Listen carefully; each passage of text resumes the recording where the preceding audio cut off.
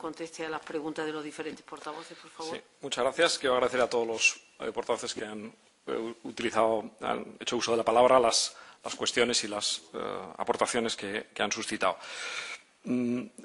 Paso a responder algunas de las principales de ellas. Las funciones de las personas que integran el observatorio las entiendo insertadas en el propio observatorio. O sea, el observatorio se configura legalmente como un órgano colegiado.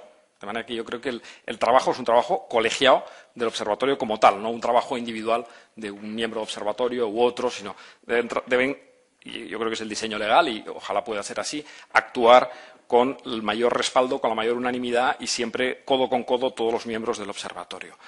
La función principal realmente del observatorio yo creo que está descrita cuando la ley dice que está adscrita a las Cortes Generales. Y esta es mi concepción del órgano. Es decir, el observatorio no es un órgano dependiente del Ministerio de Defensa, no es un órgano dependiente de la Administración, es un órgano dependiente de esta Cámara, junto con el Senado, por tanto, de las Cortes Generales. Creo que esta es la clave para entender la visión de este órgano. Pienso que este órgano es un órgano que puede prestar un apoyo sobremanera importante a las comisiones de defensa del Congreso y del Senado. Creo que, de alguna manera, el diseño legal ha puesto entre el Consejo de Personal, digamos, de las Fuerzas Armadas y las comisiones de defensa del Congreso y del Senado, ha puesto este observatorio, dependiente de las Cortes Generales. Un poco con esta función de trabajar para el mejor control parlamentario y la mejor estudio de los aspectos, de distintos aspectos de la vida militar, siempre al servicio, como digo, de las comisiones de defensa de las Cortes Generales.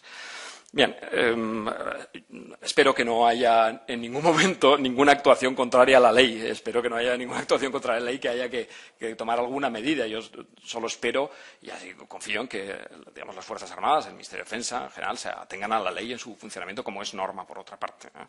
Y espero que no haya conductas patológicas de separación de la ley que, lógicamente, tendrían su vertiente quizá disciplinaria, penal o de otro tipo, ¿no? En la cual, bueno, pues, el ordenamiento jurídico prevé fórmulas, digamos, para depurar estas eventuales responsabilidades. En relación con los primeros 6 meses de este observatorio, como he dicho, me parece que es muy importante la primera composición. Yo creo que la tarea fundamental que tiene que acometer es conseguir que salga adelante el reglamento de este observatorio. Porque este reglamento, que está previsto en la ley orgánica, va a diseñar un poco el funcionamiento y el régimen de vida y la composición. Bueno, la composición está dada, pero va a diseñar un poco la estructura o el marco de este observatorio. Por tanto, yo creo que en esos 6 primeros meses me lo marco personalmente, aunque, como digo, es una tarea colegiada, la aprobación del reglamento me parece fundamental. En cuanto a entrar en el seno de los cuarteles, sondear la vida militar, en la propia ley orgánica configura que puede realizar mediante la adecuada programación, dice el artículo 54.3, visitas a unidades militares para el cumplimiento de sus funciones. Yo creo que esto es una cosa importante, que está en el diseño legal y que además permite un contacto directo del observatorio con los militares, que quizá, pues aparte del conducto reglamentario jerárquico, pues puedan tener una libertad para expresarse y expresar sus puntos de vista y al mismo tiempo contemplar en vivo y en directo las condiciones de vida del personal de las Fuerzas Armadas y la aplicación del régimen disciplinario, de los derechos fundamentales y demás. Con lo cual yo creo que esa es una herramienta importante para esta misión. En cuanto a la aplicación de la Ley de Derechos y Deberes de las Fuerzas Armadas, para probablemente hacer una evaluación global podría requerir incluso una tesis doctoral para estudiar cómo se está aplicando y demás. Simplemente pongo de manifiesto un aspecto que me parece que es conocido, que es el retraso. Es decir, esta ley preveía una serie de medidas y una serie de medidas incluso legislativas con una serie de plazos y la verdad es que los plazos no se están cumpliendo estrictamente. Me refiero, por ejemplo, a la disposición final octava, hablaba de la revisión del régimen disciplinario de las Fuerzas Armadas, que todavía no se ha terminado de fraguar a través del proyecto de ley orgánica tramitado en esta Cámara.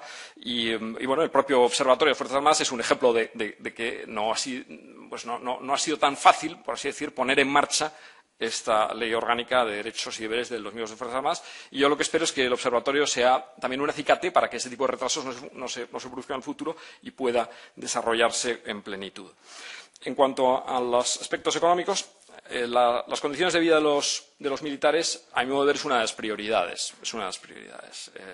Como el señor López Garrido sabe, el subsecretario de Defensa tiene encomendado el régimen de personal y, por tanto, no los aspectos económicos del Ministerio de Defensa que van a la Secretaría de Estado, sino los aspectos de vida del personal. Por tanto, para mí es una preocupación y es una prioridad absoluta. Obviamente, las condiciones de vida de los militares tienen una dimensión presupuestaria, una dimensión económica. Esto es algo innegable, ¿no? Y esta dimensión económica se ha podido ver impactada, de alguna manera, por las vicisitudes de la crisis económica que estamos padeciendo desde el año 2007.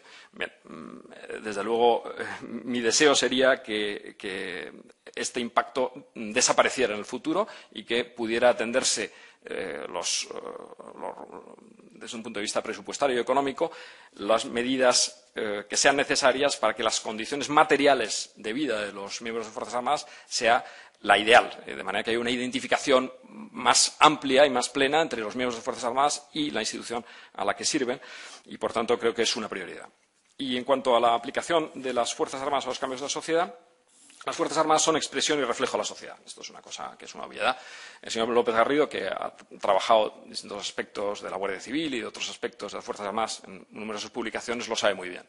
Yo creo que las Fuerzas Armadas son un ejemplo de adaptación a los cambios de la sociedad española, y esto es innegable. Basta ver el panorama de las Fuerzas Armadas en el año 1978, un panorama preconstitucional, al panorama de las Fuerzas Armadas en el año 2013. Han pasado muchos años, pero la transformación de las Fuerzas Armadas ha sido absolutamente increíble. Yo creo que pocas personas podrían pensar en el año 78 que las Fuerzas Armadas iban a ser capaces de atravesar esa transformación interna de la mano de la transformación que ha ido experimentando la sociedad española. Y yo creo que esto que se ha producido debe seguir produciéndose en el futuro. Es decir, precisamente en la medida en que la ley lo contempla es para que esta adaptación no se detenga, no quede las Fuerzas Armadas, especialmente en un momento que ya el servicio militar no está, digamos, no se aplica y, por tanto, la conexión entre sociedad y Fuerzas Armadas pudiera, de alguna manera, verse afectada por esto, pues que no se vea afectada, que realmente la adaptación a las Fuerzas Armadas a los cambios sociales sea una continuidad a lo largo de las décadas, como lo ha sido hasta este momento. Muchas gracias, señora presidenta.